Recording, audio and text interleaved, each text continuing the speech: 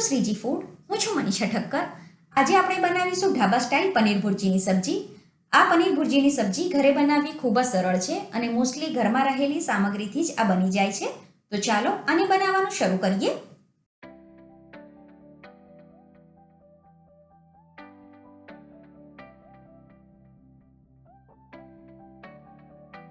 શાક બનાવવા માટે સૌથી પહેલાં એક જાડા તળિયાવાળી કડાઈમાં 1 મોટા ચમચા જેટલું તેલ ગરમ થવા માટે મૂકવાનું છે.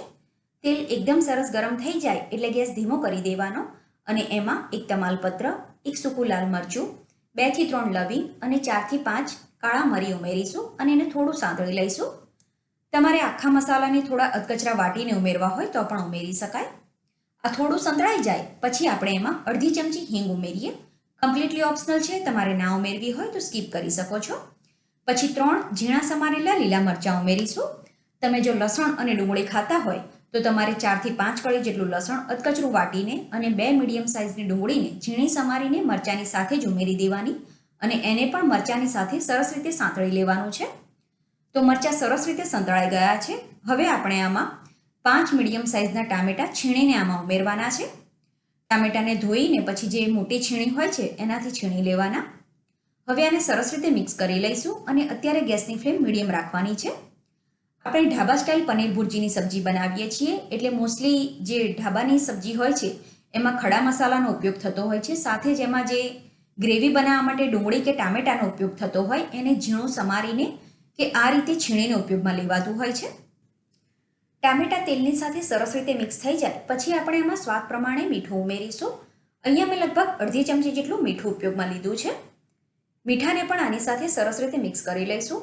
મીઠાની વપરાશ દરેકના ઘરમાં અલગ અલગ હોય છે એટલે તમે મીઠું તમારા સ્વાદ પ્રમાણે ઓછું વધતું કરી શકો છો. બધું સરસ રીતે મિક્સ થઈ જાય પછી આપણે આના ઉપર ઢાંકણ ઢાંકી દેવાનું છે અને આને આપણે સ્લો ટુ મીડિયમ ફ્લેમ ઉપર લગભગ 2 થી 3 મિનિટ માટે કૂક કરવાનું છે. 3 મિનિટ પછી ઢાંકણ હટાવીને આપણે આને ચેક કરી લઈએ. સબ્જી બનાવવા માટે જે પણ કડાઈ આપણે ઉપયોગમાં લઈએ એ જાડા તળિયાવાળી લેવાની જેથી શાક ચોંટે નહીં. એકવાર આપણે આને હલાવી લઈએ પછી આમાં 1 થી 1.5 ચમચી જેટલું બેસન ઉમેરીશું. બેસન ઉમેરવાથી શાકમાં પાણી નહીં છૂટે અને એને એકદમ સરસ બાઇન્ડિંગ મળી જશે. બેસનના બદલે તમારે કોર્નફ્લોરની સ્લરીનો ઉપયોગ કરવો હોય તો પણ કરી શકાય, પણ બેસન મોસ્ટલી દરેકના ઘરમાં હોય જ છે એટલે અહીંયા આપણે બેસનનો ઉપયોગ કર્યો છે.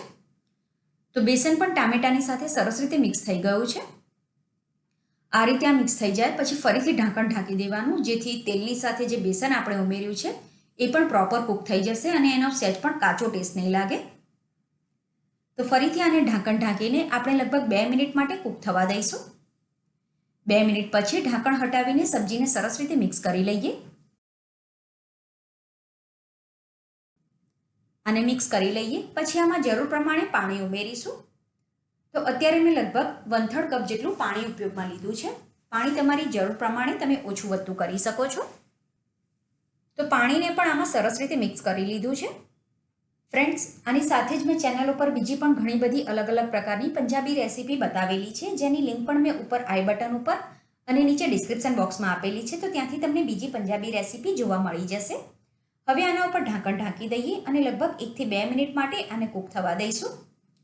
તમે જોઈ શકો છો હવે આ ધીરે ધીરે ઘટ થવા લાગ્યું છે.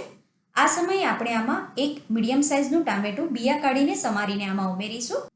આ રીતે ટામેટાને ઝીણું સમારીને આમાં ઉમેરવાથી જ્યારે પનીર ભુરજીની સબ્જી તમે ખાશો ત્યારે એ ખાવામાં ખૂબ જ ટેસ્ટી લાગશે. અને ટામેટાની ક્વોન્ટિટી તમારી પસંદ પ્રમાણે તમારે ઓછી વધતી કરવી હોય તો કરી શકો છો. ટામેટા સરસ રીતે મિક્સ થઈ જાય પછી આપણે આમાં મસાલા કરીશું. તો 1 મોટી ચમચી તીખું લાલ મરચું ઉમેરીએ. તીખાશ તમને જેવી પસંદ હોય એ પ્રમાણે તમે મરચું ઓછું વધતું કરી શકો છો. અડધી ચમચી કાશ્મીરી મરચું ઉમેરીશું. કાશ્મીરી મરચામાં તીખાશ ઓછી હોય પણ એનાથી શાકનો કલર ખૂબ જ સરસ આવે એટલે થોડું તો કાશ્મીરી મરચું ઉમેરવાનું જેથી શાકનો દેખાવ ખૂબ જ સરસ લાગે. 1 ચમચી ધાણા જીરું ઉમેરીએ અને અડધી ચમચી આપણે હળદર ઉમેરીશું. હવે આ બધા મસાલાને આપણે ટામેટાની સાથે સરસ રીતે મિક્સ કરી લઈશું. મીઠું આપણે પહેલાં જ ઉમેરી દીધું છે એટલે ફરીથી મીઠું ઉમેરવાની જરૂર નથી, પણ સબ્જી બની જવા આવે ત્યારે તમારે એને ટેસ્ટ કરી લેવાની. ત્યારે જો તમને ઓછું લાગે તો છેલ્લે તમે થોડું મીઠું ઉમેરી શકો છો.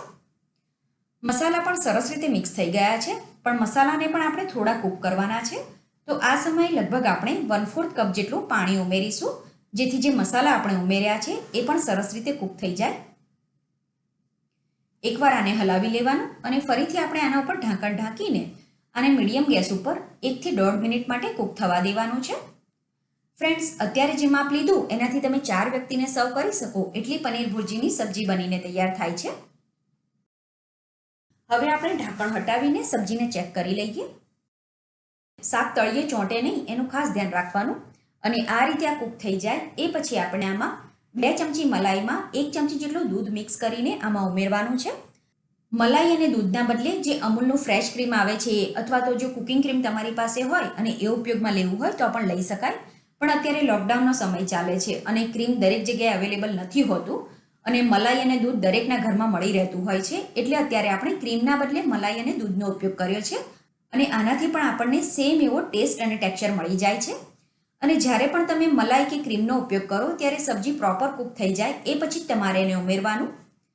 તો મલાઈ પણ આમાં સરસ રીતે મિક્સ થઈ ગઈ છે.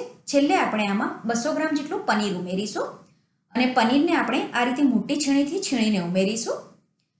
અહીંયા મેં પનીરને છીણીને ઉમેર્યું છે, પણ પનીરને તમારે હાથથી ભૂકો કરીને ઉમેરવું હોય તો પણ ઉમેરી શકાય. પણ છીણેલા પનીરથી શાકનું ટેક્સચર ખૂબ જ સરસ લાગે છે. થોડી સમારેલી કોથમીર ઉમેરીએ અને આની સાથે જ અડધી ચમચી આપણે ગરમ મસાલો ઉમેરીશું. અહીંયા તમે ગરમ મસાલો, પંજાબી મસાલો કે કિચન કિંગ મસાલો 3માંથી કોઈ પણ ઉપયોગમાં લઈ શકો છો. આ બધી વસ્તુને આપણે સરસ રીતે મિક્સ કરી દઈએ અને અત્યારે મેં ગેસની ફ્લેમ સ્લો ટુ મીડિયમ રાખેલી છે. હવે આને ઢાંકવાની જરૂર નથી, ખુલ્લું જ આપણે એને લગભગ 1 થી 2 મિનિટ માટે કૂક કરીશું. છેલ્લે આપણે આમાં થોડી કસૂરી મેથી ઉમેરીએ અને શાકમાં તેલ છૂટું પડે ત્યાં સુધી આપણે આને કૂક થવા દઈશું. તમે જોઈ શકો છો ધીરે ધીરે શાકમાં તેલ ઉપર આવવા લાગ્યું છે. આ રીતે શાકમાં તેલ ઉપર આવી જાય અને સબ્જીનું આ રીતનું એકદમ સરસ ટેક્સચર આપણને મળે એટલે સમજી જવું કે આપણે જે પનીર ભુરજીની સબ્જી બનાવી છે એકદમ સરસ રીતે બનીને તૈયાર છે. તો ગેસ બંધ કરી દઈશું અને આ સબ્જીને આપણે સર્વિંગ બાઉલમાં લઈ લઈએ. સબ્જીને આપણે સર્વિંગ બાઉલમાં લઈ લઈએ પછી એના ગાર્નિશિંગ માટે ઉપરથી થોડું છીણેલું પનીર અને સમારેલી કોથમીર ઉમેરીશું. અત્યારે મેં પનીર ભુરજીની સબ્જીને ઘઉંના લોટના નાન, મિક્સ વેજીટેબલ અચાર, અડદનો પાપડ અને મસાલા છાશની સાથે સર્વ કર્યું છે.